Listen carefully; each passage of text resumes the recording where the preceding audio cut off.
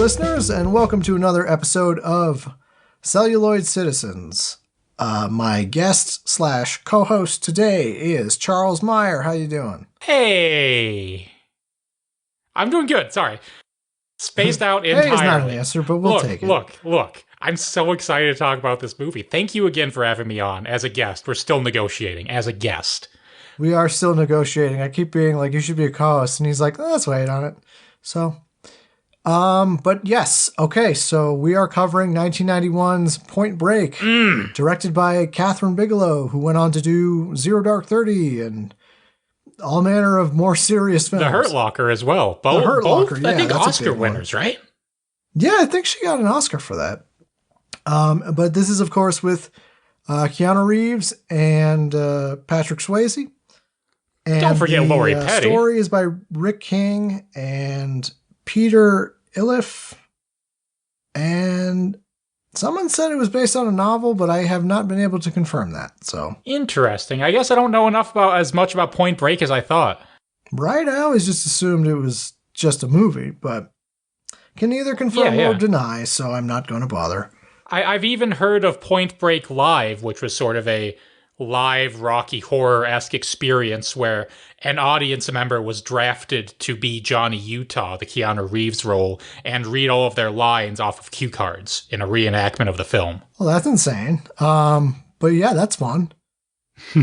So yeah, I guess how do you even start discussing this film? Well, the first question is, what is a point break? I believe it is a wave, or it's like a good wave for surfing. Yes, I did my research on this. I'm happy to fill you in. Okay. According to the Wikipedia definition, a point break is the place where waves hit a point of land or rocks jutting out from the coastline. And according to degree33surfboards.com, I'm taking their word for it. I don't know if they're experts. This could be incorrect, but they say that when conditions are perfect, a point break can create a really long wave to ride as the wave wraps around a point or headland and then runs along the coastline of a bay or cove. Most surfers would consider a point break the perfect wave, as the actual time riding the surfboard will be the longest. So I'd say it's a pretty good title for a surf movie, right? Yeah, it is.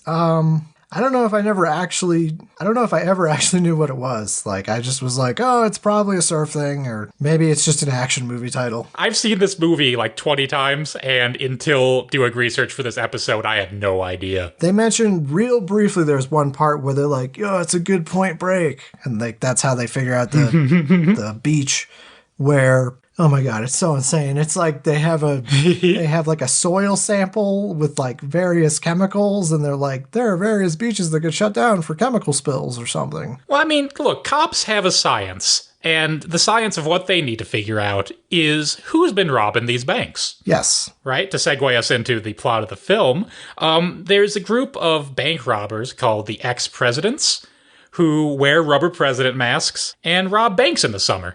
Wholesome. Yeah.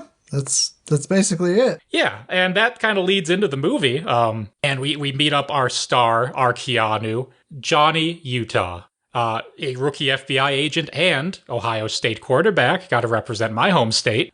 He's teaming up with Gary Busey to catch the surfers that Gary Busey thinks are robbing banks. Nobody else believes Gary Busey on this. No one else thinks so, but Gary Busey fervently believes this. I do want to bring up the very beginning of this film with the credits. Of course.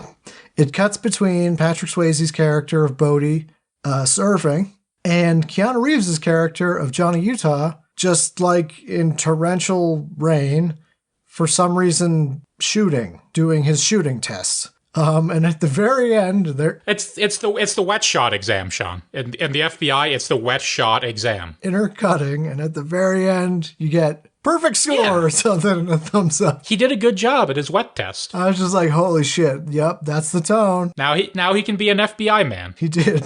Now he can. He's young, dumb, and full of cum, and it's really uncomfortable that his superior says that to him. Yeah, that's not great from your boss, is it? That's bordering on sexual harassment, maybe. I mean, it was 91. It was sort of a different time. Doesn't make it a good time. It's still not good, though. Yeah, so we cut to... Well, I mean, we also have just a real quick thing of the president's, the ex-president's, Yes. excuse me, robbing a bank. We get our first taste of Patrick Swayze's, like, I forgot the exact line. It's something like rock and roll. Like, as they jump out of the car. And it was like, why is he saying it like that?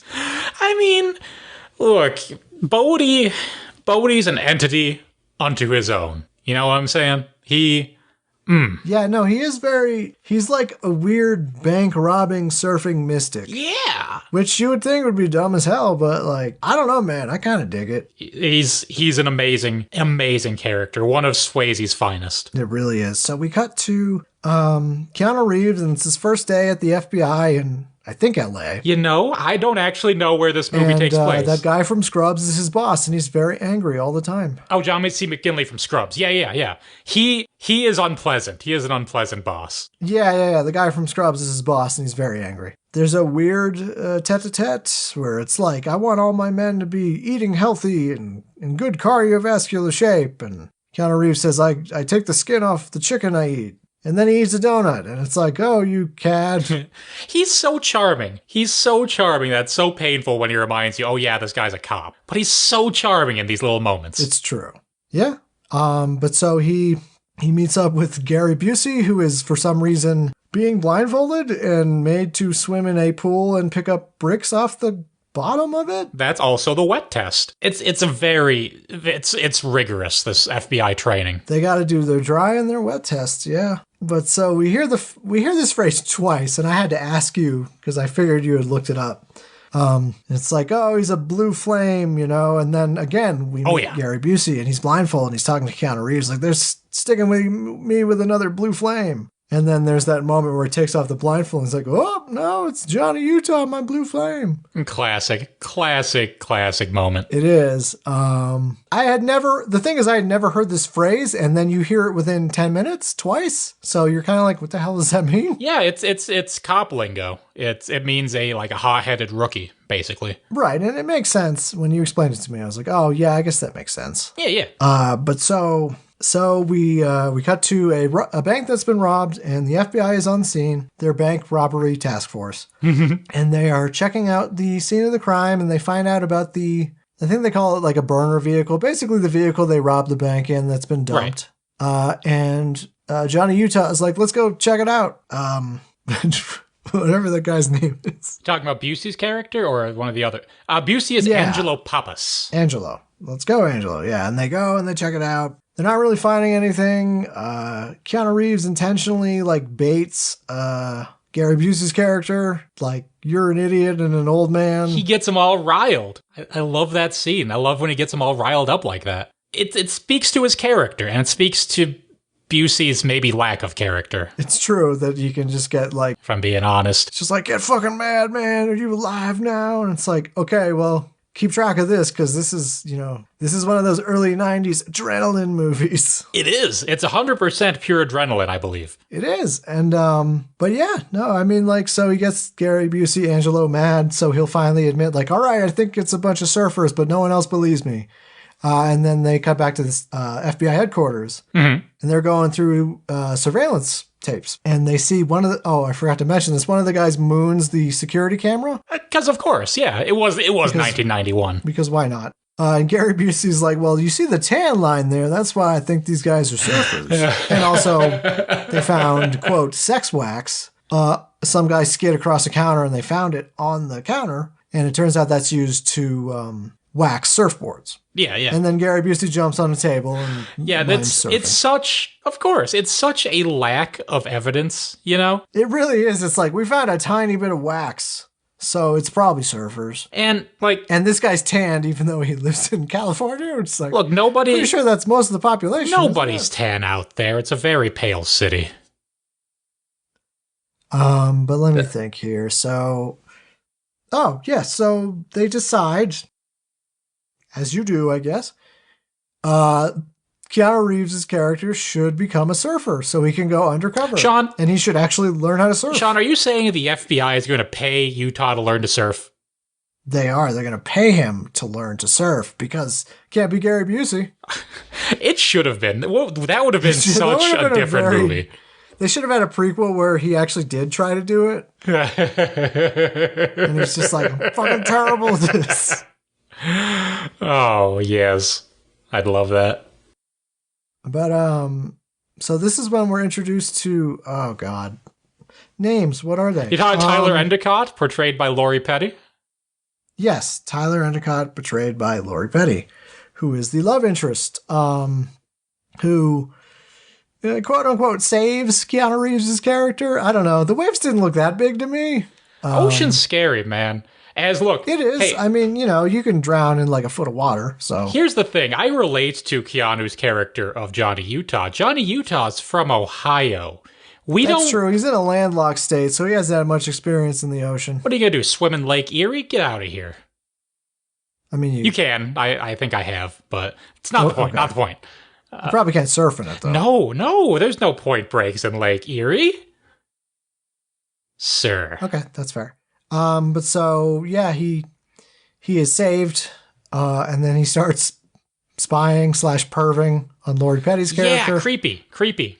Bad guy. Yeah, this is our hero. Oh,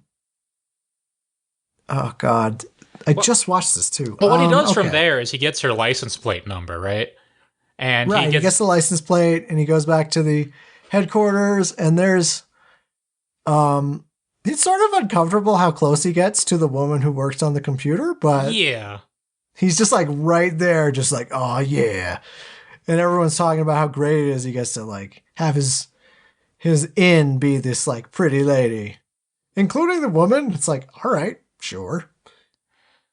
But it's just like, wow, man, what a bodacious babe, because it was 1991. It was. He has to correct someone at some point that babe is the proper terminology. He does, but so this is kind of shady. He finds out both her parents died, and he's like, that's my in. It's like, oh, again, this is our hero. It's so fucked up. He's so likable and charming in the little moments. Then he does shit like this. Where you're like, what the fuck, dude? It's bad. So he goes to where she works, which is apparently at like a fried food place on the beach, orders some shrimp, and is like, man, like my parents died too. And like, ropes her in that way, which is sort of shitty. It really is. I mean, it's not sort of, it is shitty. It's extremely shitty. But this begins her agreeing to teach him to surf, and we get a learning to surf montage.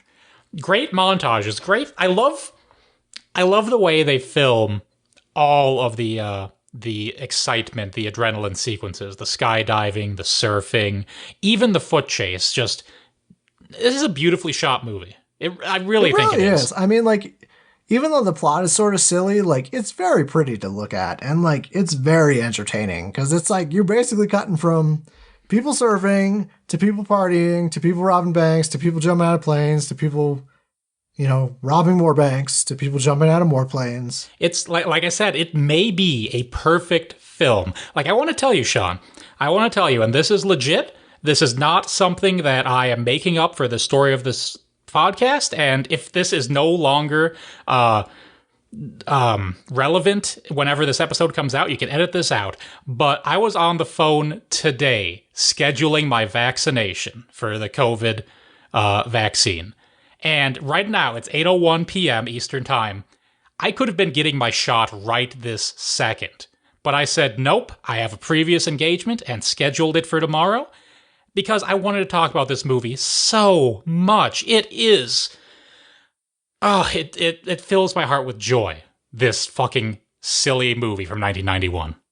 I mean, I have a unique relationship with this film where, much like Predator 2, I think me and my best friend Dylan saw parts of this all the time on TNT or one of the like.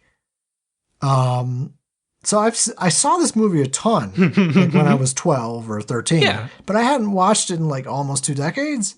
So going back is sort of a trip because it's like what you remember from being a child, which is like, obviously I remember the surfing and the shooting into the air and all that stuff. But there, a lot of it I dumped, memory dumped, because I was a child. I didn't see it from an adult's eyes. I always forget, like, the bad guys, like there's surf Nazis that they have to fight. Yeah, no, and I forget that Anthony Kiedis from Red Hot Chili Peppers is one of them, which is like, oh right, he was in this. That's fucking weird. And he's in an amazing scene later on, but we'll get to that. Yeah. So let me think. Where are we in the timeline? He has just made up his backstory. So I think around then is when we are first introduced to Bodhi. One could argue that this film is about the bromance between Johnny Utah and Bodhi. I would argue that any other interpretation is wrong. I don't know. Because it's like Lori Petty is there, and, you know, Keanu Reeves' character keeps saying how much he loves her and all this stuff, but it's like the one he's hanging out with the most is Bodhi. Well, the thing is, I don't know whether or not the love between Bodhi and Utah is a romantic love or a homosocial bonding love. But I don't care. I don't care. Their love is real and it's pure and love this fucking movie, dude. Yeah, in a weird way, it's like it reminds me of the love between Hannibal Lecter and Will Graham in that Hannibal show. Except they wanted to fuck. Those two that's not right, subtext. They clearly wanted to fuck, but I mean, there's a similar like this person is bad for me, but I can't stay away thing going on. Yeah, and there's a similar like my job is to be law enforcement, and yet I'm putting that aside because I like this person so much. Mm-hmm. And I will also, expand on Patrick Swayze is just a dreamboat in this movie. Absolutely. So. His hair is at full lion's mane, you know? And the character, you know, he's like Bodhi, short for Bodhisattva, so he's like oddly enlightened for somebody that goes around jumping out of planes and robbing banks. Yeah, it is, I'm sure there's a name for the archetype of character like that, but Bodhi may be the best of that archetype. And I do want to point out for the listeners who don't know the term bodhisattva, perhaps our non-Buddhist listeners, a bodhisattva is a person who's able to reach nirvana, right? But they delay doing so out of compassion in order to save other suffering. Because they gotta surf more, yeah. Yes, and to surf more, but mostly to ease other people's suffering. It's true. But so, yeah, they're introduced. Let's see. I think what happens next is they go to the beach and try to figure out whose hair matches the chemicals that they found on the bank. Yeah, there's a fun scene of Gary Busey and Keanu Reeves just stealing hair. They just go around stealing hair. You know, the classic hair stealing montage. Obviously, you know, it's a 90s staple. Yeah, every movie had it. Indeed. But so they go back and they figure out, yeah, we got a match. So Keanu Reeves goes back undercover to surf that beach. He snakes somebody. I don't know what it's called in surfing. In skateboarding, it's called snaking someone, where you kind of like steal their line. Mm-hmm. Pisses the guy off. The guy punches him in the face like while they're still in the water. Oh, yeah. Bad water fight. His wet training did not prepare him for this. No, it did not. And then we cut to the beach, and the literal surf Nazis start to surround Keanu Reeves, and they throw down, and there's like a surf fight, like literally with a surfboard. I mean, you gotta, right? If you have a surfboard in hand, that's a weapon, baby. I know, it's just sad. I'm like, oh, you just broke your surfboard. Like, I don't know. I feel like a real surfer wouldn't be breaking their board, but he's not a real surfer. No, he's a cop. But luckily, Bodhi comes to save the day. He does, yeah. And they have a Roadhouse style throwdown. Great. I almost suggested doing Roadhouse instead of this, but I really want to talk about surfing. But yeah, no, it's the bros fighting off Nazis together. Punching Nazis with your best friend. It's I don't have the words for how good this movie makes me feel, Sean. It's true, and all the while, Gary Busey's character of Angelo is sort of hanging out in a car, watching with binoculars, but he loses sight of Keanu. So he has this really dumb, like, somebody stole my car stereo. Did you guys see who did it? When Bodhi and Johnny Utah are walking away, just to kind of confirm, like, you know, Johnny Utah is okay. Yeah, you ever think though, like that's a flimsy excuse. Like Gary Busey, I think is probably going to be the worst guy like being undercover, right? Because like he does not read like somebody you would trust. Like like if you're going to be undercover, you can't be the weird yelling guy. You can't be the weird yelling guy. Well, maybe that's a way to hide in plain sight. Like, maybe they might think, like, what? Undercover cop would draw so much attention to themselves. Because he draws so much attention. Well, he's also, I think, just bad at his job. He seems that way. There's a part later in the movie where it's like, it's literally fucking 10:30, and I think they've been at, like, staking out this bank for maybe 2 hours, and he's like, it's time for lunch. Keanu's like, it's 10:30. He's like, go get me a meatball sub. No, get two meatball subs. It's important. It's he wants these. I got opinions on these fucking meatball subs, dude. I can't wait till we get to that part. It's true, but it is kind of funny. It's like they've spent months staking out and trying to figure out who's robbing these banks, and then it's just like, I'm hungry, give me food, and that's when the bank get robbed. Get robbed, gets robbed, whatever. No, either way, either phrasing works. I mean, it's surf talk, yeah. So I'm hopping into that. Bank get robbed. Yes, that's classic surf lingo. Classic surf. So, Lordy. Beach football's next, baby. You know beach football's next. Oh, right, the beach football. Because someone just randomly throws a football and Johnny Utah catches it. And they're like, oh shit, man. And then cut to fucking night football on the beach montage for like 10 minutes. So much beach football. It's like the beach volleyball scene in Top Gun. I was going to say, watching this movie now, because I'd never seen Top Gun, and I finally watched it for the first time last month. Lucky man. Lucky. I envy you. And actually seeing it now, it's like, oh, so this is just Top Gun with, like, surfboards.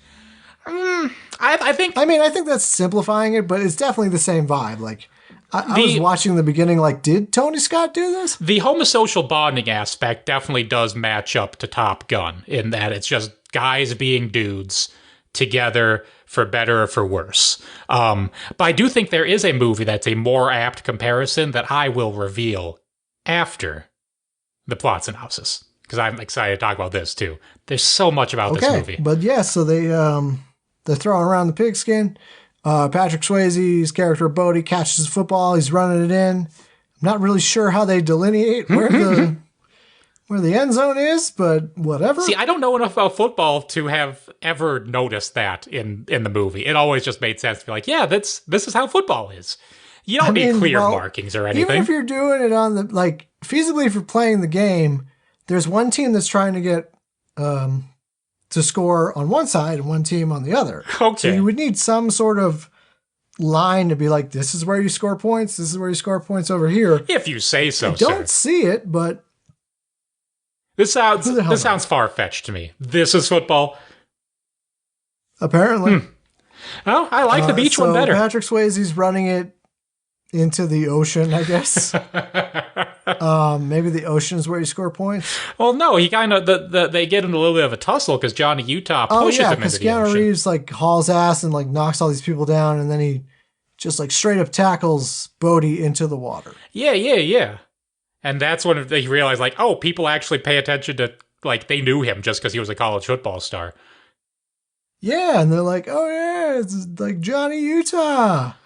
He played for Ohio State or whatever. Which I have to say, at first I thought, like, it's very silly to be undercover under your own name with your own like, mostly backstory. I mean, if you were a college football player, I guess it'd be kind of hard to... Yeah.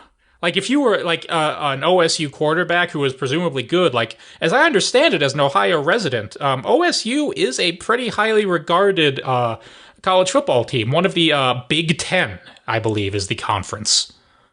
Oh, all right, yeah. So that's pretty... So it'd be kind of hard to be like, my name is Sam Shovel. Sam Shovel? And everyone's like, no, you're Johnny Utah. I watched you at the Rose Bowl or whatever. But so they hero worship him on that. Uh-huh. I'm blanking on what that leads into. There's more surfing. They all become friends.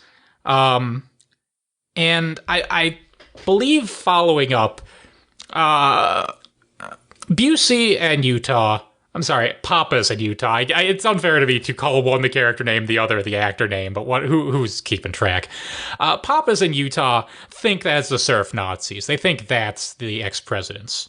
So right, because I mean, it makes sense. You know, they're violent, they surf, they're clearly criminals. yeah. So on one hand, they're keeping an eye on them, but also Utah is getting closer to Bodie and his crew, getting closer to Tyler, and they have a moment going out on the beach where everybody comes back in, but Tyler and Utah are still out there, and they, I think that's when they share their first kiss, and it's real cute.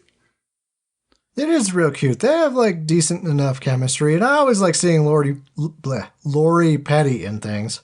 Wonderful actress.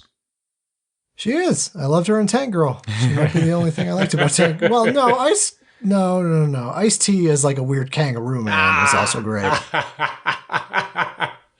That's true. It's true. I wonder if they're ever going to remake Tank Girl. I wish they would. I've never read the comics. I haven't either. I've only seen the film, which it gets into that weird kind of furry territory where it's like, so she's dating a kangaroo man? So does that mean she's like sort of having sex with a kangaroo? I mean, in a way, yeah. But then there's also the man part. So it's like, well, I don't know. Look, no judgment, man. It's a post-apocalyptic world. There's a kangaroo man. He's hot. He's into you. Go for it. Is that what I'm saying? But then you could do the whole thing of like, well, if you have sex with a vampire, you're having sex with a bat. Sure. That's fine. And then that ruins all werewolf sex. Mm-hmm. Like, forget about it. I cannot forget about werewolf sex. I don't know what downsides you're talking about here, man. So. Ad break. Yes. Before the break, we were covering Point Break. Hey-o. No, specifically we were That's our sponsor this week is Point. The FBI was staking out these surf Nazis. Mm-hmm. You know, the lead singer of the Red Hot Chili Peppers and the other ones. And the rest. I cannot go into words how much I love this scene. The raid scene is very it's like good. They're staking it out. Well, first of all, the scene begins with Keanu Reeves showing up late to his own raid because he's been asleep on the beach with Lori Petty. Yeah. And he's like, oh, shit. And then he shows up and the dude's literally like, you're late to your own raid? That's how Johnny Utah rolls. But that's just how fucking Johnny Utah does it, man. It's well choreographed, it's like Keanu Reeves' character is outside the window and he's like on the walkie-talkie and he's like, oh, they're getting a bunch of guns. And yeah, and the lawnmower. Angelo's character is at the front door. He's like, oh, I lost my dog. And there's some lady in a really high bikini because it was the 90s. The fashion of the time. It's like the bottom part goes up to the stomach. It was the fashion of the time. But he's like, I haven't seen my dog, have you? And she's like, get out of here. And so Keanu Reeves is desperately trying to get in touch with everyone, like, get him out of there. Don't let him pull his badge. Like, they're getting a bunch of guns. But there's someone mowing their lawn across the street, so they can't hear it. And thus,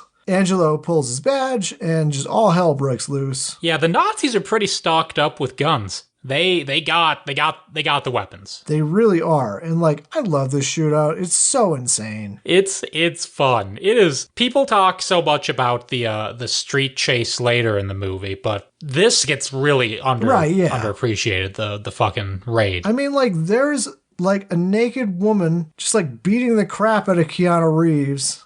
There's just so much going on. There's like people getting shot. There's people getting used as human shields. Yeah, it is. It's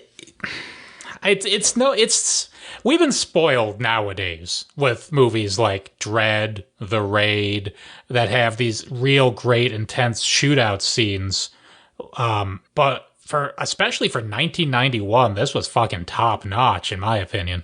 Yeah, because it's like, you had your action movies in the 90s, but they tended to be very, I guess Die Hard technically was 89, right? Yeah. Okay, so that wasn't the 90s. That was late 80s. When was Speed? Speed would have been 92, I believe. Okay, so this was, early. Yeah, I don't know. There's something special about Point Break where it deviated just enough from the regular action films that you were like, this is really interesting.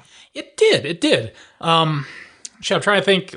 Now I understand why you were trying to figure those movies out. Like, yeah, I'm trying to remember what was... Right, you're trying to think of 90 to 91 action films, and it's like, I don't actually... Now, Cliffhanger was later, wasn't it? Rambo 3. I think it was later, but I'm sure there were others. Like, I'm just not going to bother to look it up. But, Yeah. It's not that important on this tangent here. But Point Break is pretty nuts. Anthony Kiedis, sorry, whatever his character's name is, gets shot in the foot. Just like foot explodes.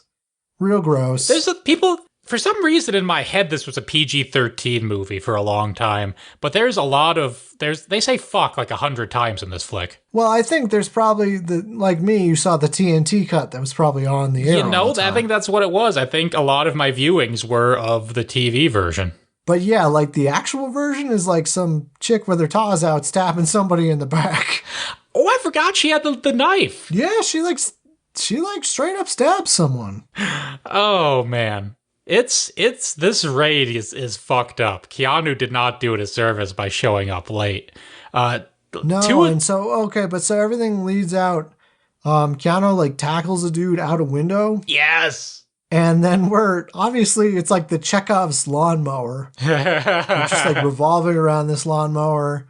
They like drop to the ground. One of them has a knife, so the knife gets knocked out of the hand with the lawnmower blade. Then things turn and this surf Nazi, even though he looks suspiciously like a person of color, but anyway, this surf Nazi grabs Keanu and is like trying to push his face into the blades of the lawnmower. Busey saves the day once again. Just like in Predator 2, another great 90s action movie from, actually, I think 91, right? Yeah, maybe, yeah. Yeah, Predator 2 and Point Break, a year for Busey. That was a hell of a year for Busey, yeah. So, needless to say, this raid got fucked up. They find out there was a guy undercover with the DEA who was like, I was going to find out who their supplier was. They had 2 kilos of crystal meth. Yeah, and this is actually... such a big fuck up. Oh, God, I always forget the actor's name. Tom Sizemore? Yeah. Oh, Tom Sizemore. Yeah, uncredited role, Tom Sizemore. I forgot about that. Was he uncredited? Yeah. That is a bad movie. It deserved so much better. Because the book is fantastic. I love the Pendergast books. It does have some moments like that are really cool. Like I like the creature design, and there's some chase scenes. The creature's amazing, but like, yeah, it just didn't come together that well. It's a bad movie, but the creature is amazing, and Tom Sizemore is pretty fucking good. He's pretty fucking good. I mean, the whole conceit of it being in a museum is pretty sick.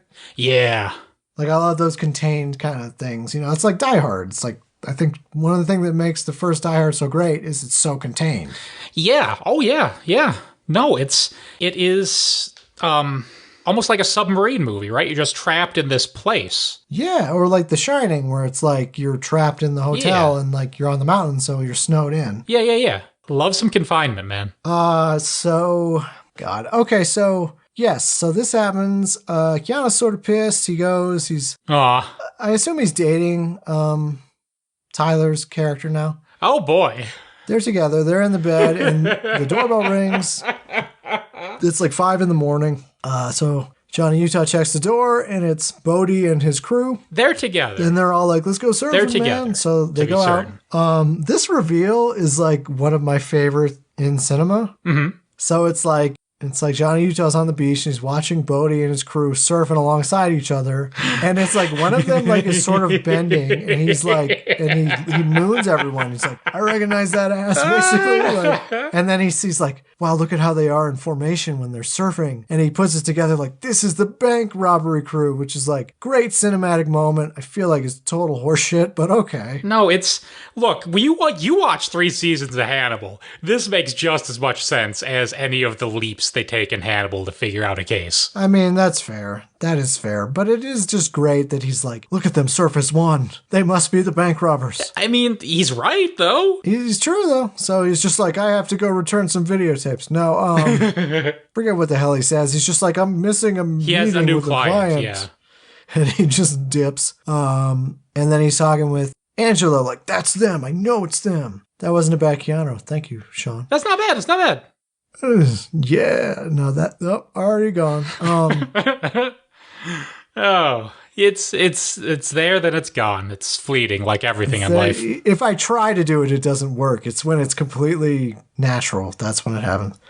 So Keanu Reeves' character is like, we've only got a limited amount of summer left. I noticed these guys were boxing up all the shit in their house. they're getting ready to leave, so they're probably going to do one last bank score. And I noticed that Bodhi was hanging out at this one bank for like 20 minutes. So the next day, they are staking out the bank, and this is when we get the famous "Go get me 2 meatball subs" scene.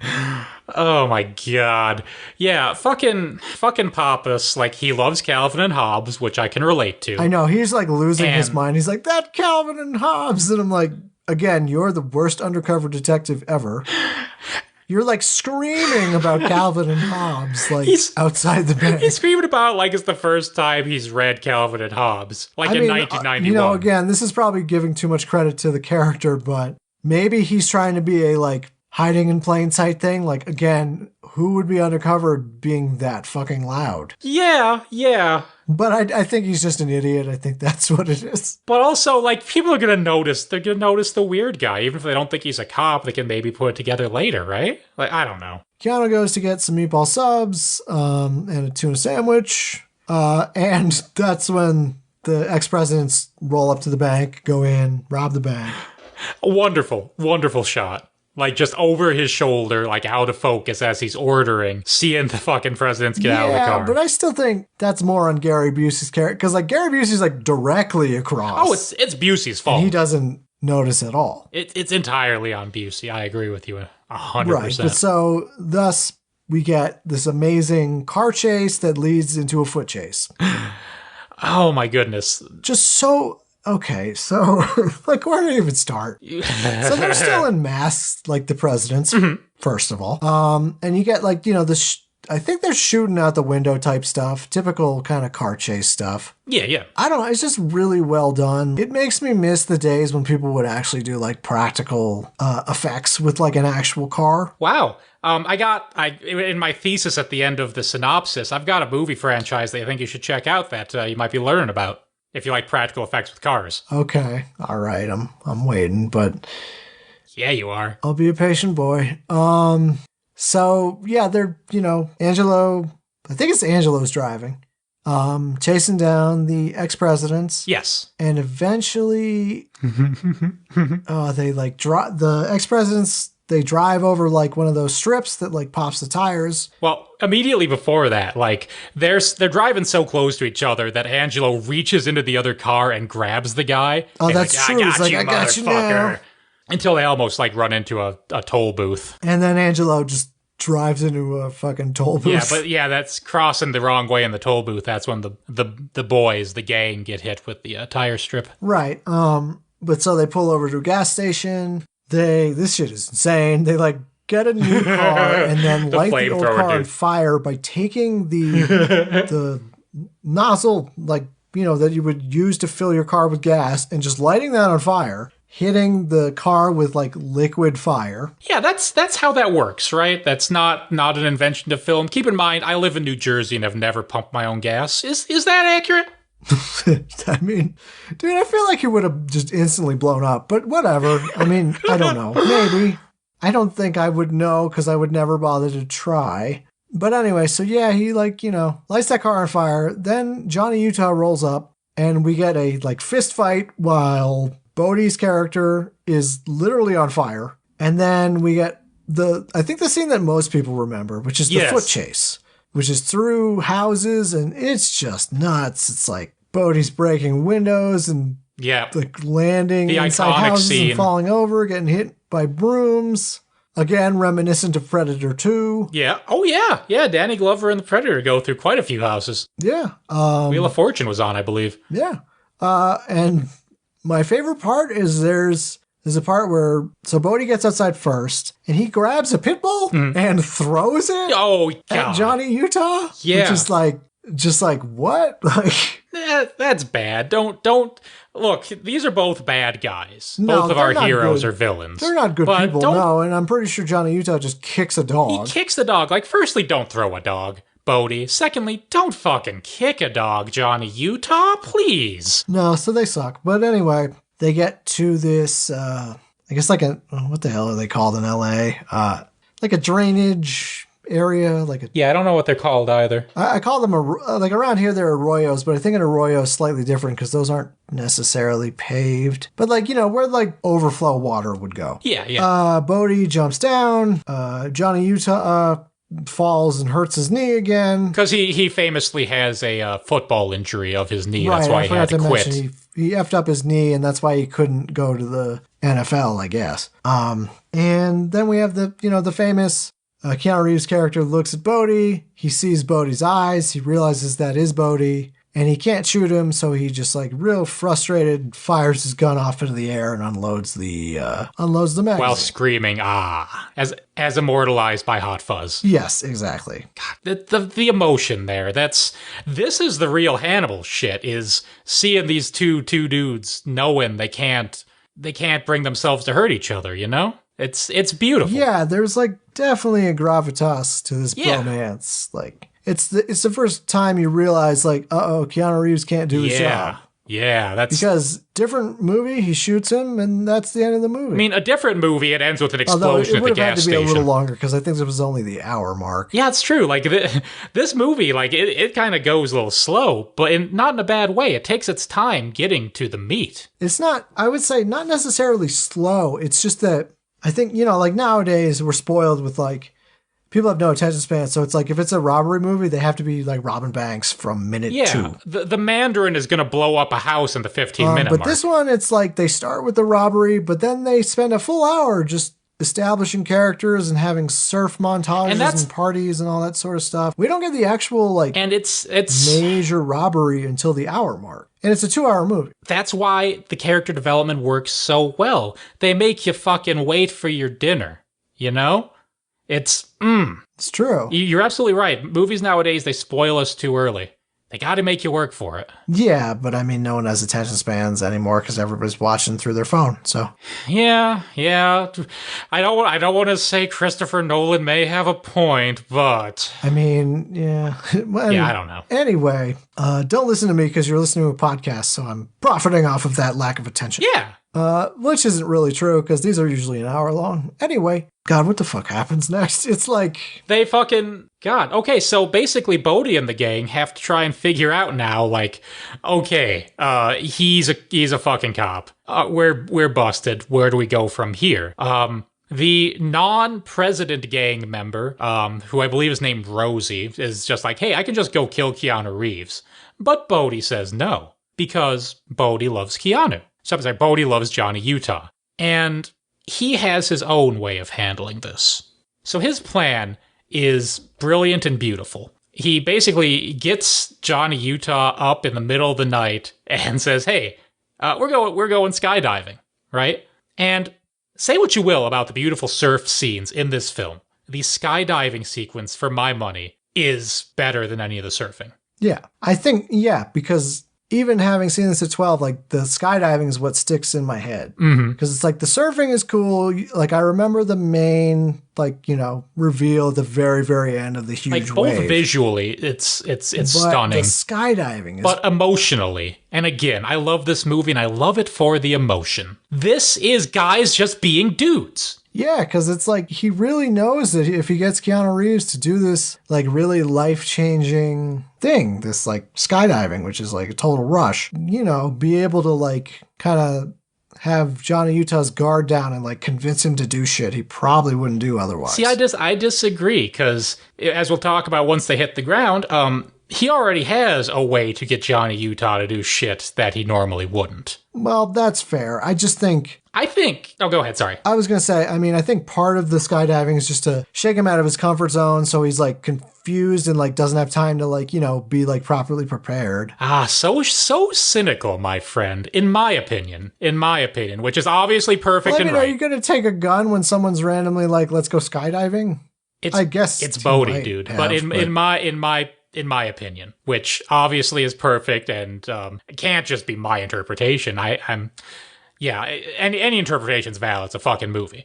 But in my interpretation, this is just an act of kindness from Bodhi before having to do his evil shit. He didn't have to do this. He could just wake Johnny Utah up and be like, hey, I kidnapped Tyler. and we're going to make you do this. But that's not what Bodhi does. Bodhi takes him skydiving, a profoundly life-changing experience, and we watch these 5 men bonding, just the pure joy of them going down towards the Earth. And they all know that they're enemies, right? The 4 in the gang, the presidents, they know that this guy is the cop that is on to them, has been lying to them for months. Yeah. And Keanu knows that he not only knows that these guys are the ex-presidents, they're the bank robbers, he knows that they know that he's a cop. It is a supreme moment of trust between Bodhi and Johnny Utah that Johnny Utah even got on the plane in the first place. Maybe I'm crazy, but that just stands out as a fucking remarkable display of emotion in this film. On top of the beautiful skydiving, the scene, the cinematography on this is fucking cool. I think there is something to, I don't want to get too much into gender because that's dumb. But I don't mean dumb, but like I don't like to over gender stuff, but sure. I do think that the fact that this film was directed by a woman might have explained why there's a little bit more like tenderness among the characters. Like they're allowed to be vulnerable and to actually kind of bond in a way that I don't know that a male director in 1991 would have had them do. Oh, absolutely. I absolutely agree with you on that. Because it's like, even comparing it to Top Gun, it's like, Top Gun has those scenes, but it's like, Top Gun, there's the goose and, Tom Cruise's character, but no one else really seems like they bond that strongly. Yeah, that's true. I assume that Iceman had a bond with whatever his gunner's name was, but we don't really get to see that. They're kind of paired off. The fighter, the main pilot and the gun pilot. I don't know. It's been a while since I've seen Top Gun. I'll be honest, man. It was okay, but like something about the cutting between the planes and you have no idea who's in each plane is like... It's a bit frantic. Like, I can it's see hard that. To really... You're like, who's in which plane? I don't remember I can anymore. see that, yeah. But I like your idea of this being... Top Gun kind of being like the dark inverse of this type of male bonding. Yeah, because this is like... Not that Top Gun's a dark movie. They're allowed to be like in another movie when Johnny Utah has Bodhi up against the wall, it might be a little more like, I'm gonna fucking kill you, mother, and like less like, hey man, like I'm just doing this for your own good. Yeah. But this is very like, there's a give and take, He's like, man, I don't even want to do this, but you forced me to do this. Yeah, they, like I said, they truly love each other. But yeah, so then we figure out that basically Bodhi's like, if you don't rob this bank with me, I'm going to allow Tyler to get murdered. Yeah, that's dark. That is, it's a dark turn from Bodhi. It's not completely unexpected, We've seen some darkness from him. No, I mean, he's very, like, going back to Buddhism, like... He's very balanced because it's like, it's not like he's all good, but he's also not all bad. Right, You know what I mean? Like obviously it's bad that he robs banks and like, but when he goes into the banks, he's like, I don't want anyone to get hurt. You just have to convey strength. There's this whole thing that's actually pretty profound, I think, about, the line peace through superior firepower maybe isn't as profound, but it sort of sums it up. It's like, if you convey strength, no one's going to get hurt because no one's going to want to get hurt. Right. And like bank tellers know that everything's insured. They're not going to put up a fight. Everything's insured. Yeah. They tell you in like retail jobs too, like if someone robs the place, just give them the fucking money. But so yeah, we have sort of a mirroring from the very beginning of the film where it's almost like a mirroring of the same shot where it's, I forget what president he is. Oh, Bodhi is, he's fucking the shitty guy, Reagan. Oh, he's Reagan. Okay, so we see Bodhi again. Why do I have to specify their presidents? They're all shitty. And it's like, is he trying to do a Reagan voice? I don't really know. I don't know. He just puts on this weird little lilt when he says it. He's like, "This rock and roll." I don't know if that's a Reagan voice. He was a little before my time. But anyway, yeah, so they go in. Yeah, I don't really know. But anyway, so they go in. They don't give Johnny Utah mask. He's just there, famous football star Johnny Utah robbing a bank. I would love if they had an insert where someone on the ground's like, is that Johnny Utah? I saw him play at the Rose Bowl. But anyway, shit goes wrong. There's a cop there's like an undercover cop or something there. Yeah. And then there's a security guard who's like, I have a gun. And they obviously get shot. Yeah, and one of the gang gets shot. One of the gang gets shot. I mean, a lot of people get shot. It's just that some of them get shot like fatally and Not some so fatally. don't because some have vests. Yeah, Jesus, what's his name? Fucking Nathaniel is the one that is shot and killed. Roach is shot and not killed. Yeah. And then for some reason, Bodhi takes off his mask. I still don't really know why. It's a great cinematic moment, but like realistically, I'm like, why? Yeah, no, you're right. I think it's because it's a cinematic moment. It's the same reason Iron Man keeps taking his mask off. It's because they paid for Robert Downey Jr. What are you going to do? Right. They paid for Patrick Swayze. They want that Swayze face. And yeah, so Patrick Swayze gets away with the rest of the surviving crew. FBI shows up to the scene. They're arresting Johnny Utah because they're like, you're an accessory to murder, which is fair. It's fair, yeah. Gary Busey punches his boss in the face. Of course. And then they get to the fucking airport. They go to the airport. They figure out what airport they're going to. They show up. Angelo is killed. Very tragic. Yeah. It's also sort of tragic because it's more or less Johnny Utah's fault. It is. He fucked up there. I don't remember why. Because he, again, if he is able to just shoot Bodhi's character. Yeah, that's what it was. This is what also reminds me of like Hannibal. It's like, he's right there, just get him.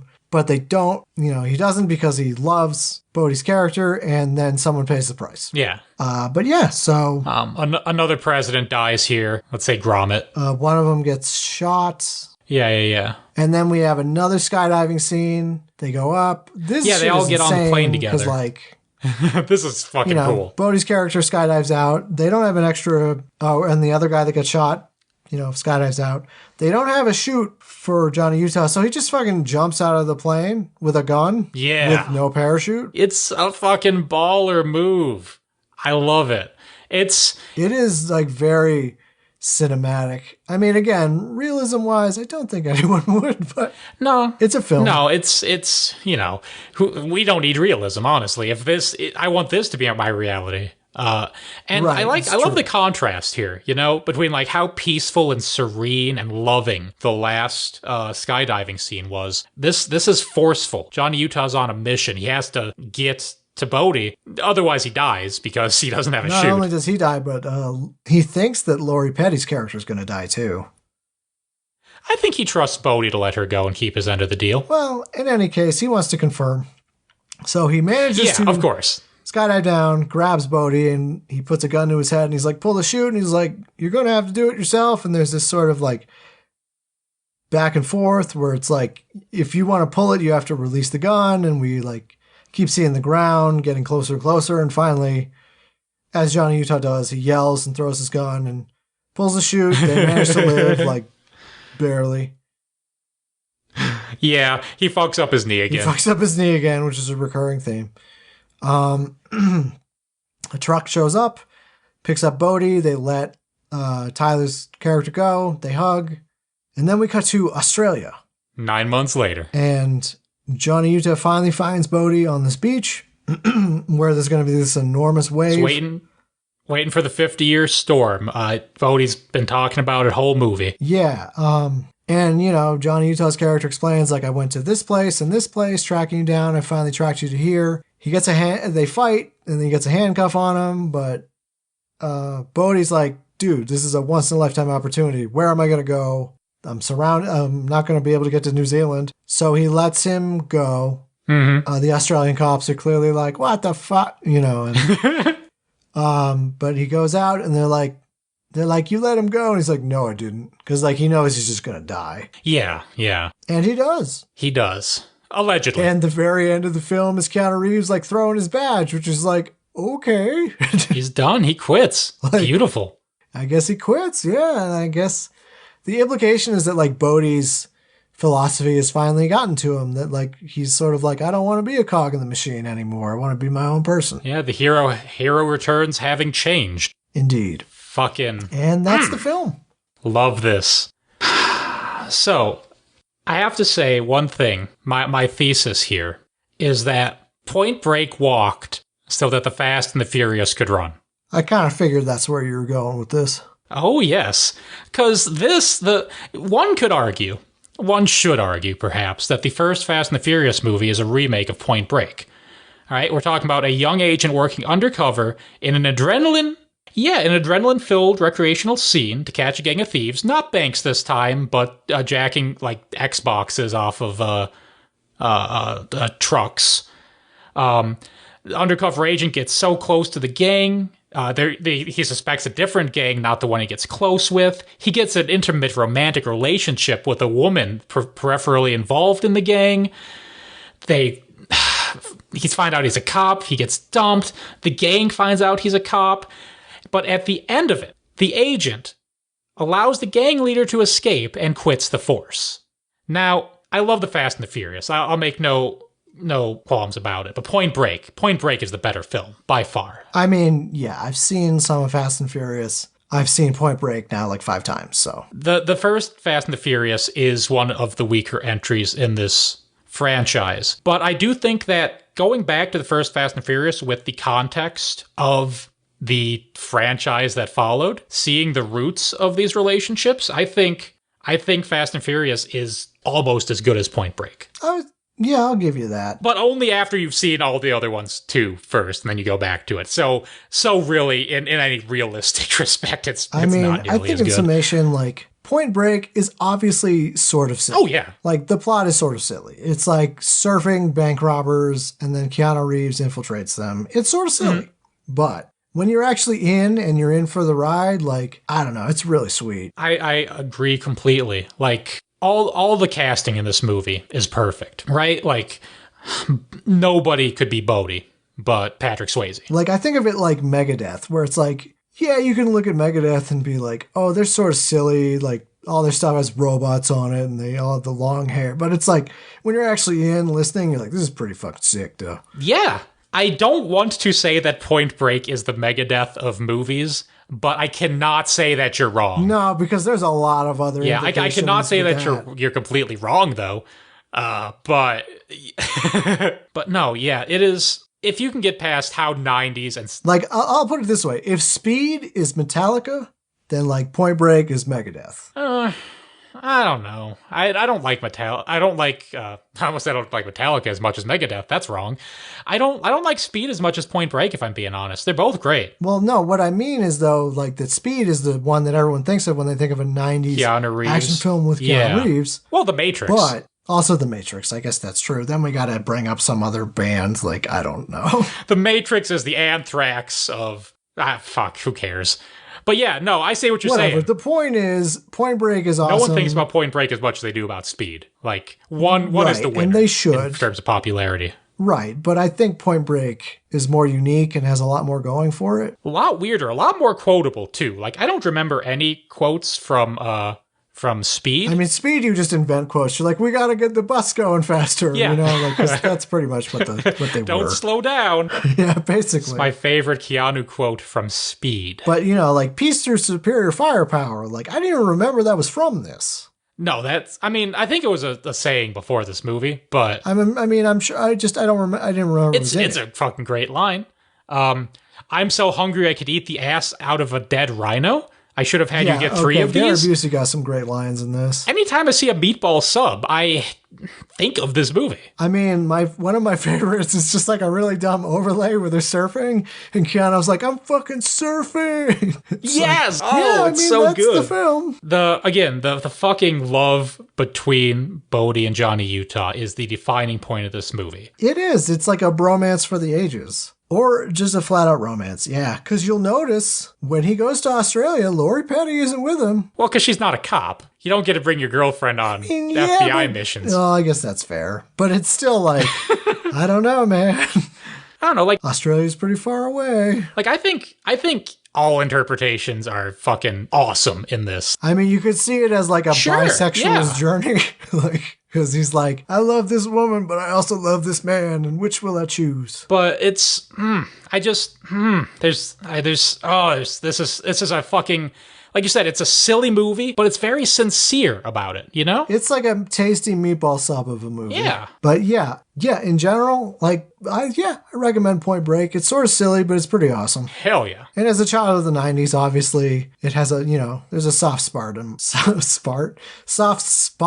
in my heart for it. Yeah, of course. But I think that's going to wrap it up. So, Charles, do you have anything you wanted to plug? Yeah.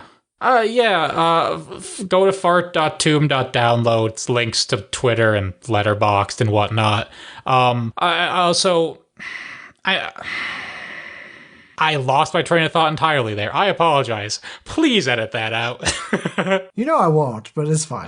Fuck. No, I will. It's fine. Shit. Nah, leave it in, whatever. Yeah, that's it. That's how you get to my shit. Just go there. It's great. Sweet. Yeah. So we have a Patreon. By the time this episode's up, I might have a couple full-length episodes up on the Patreon. So if you want to throw me $1 a month, be greatly appreciated. You get some extra content, a mini episode about the Midnight Gospels. I'm going to be putting up an episode about the film Border and many more. So check that out. But until then, I'm Sean M. Thompson. Hey, and I'm Charles. And this has been Celluloid Citizens. Thank you and good night. Vaya con Dios, bro.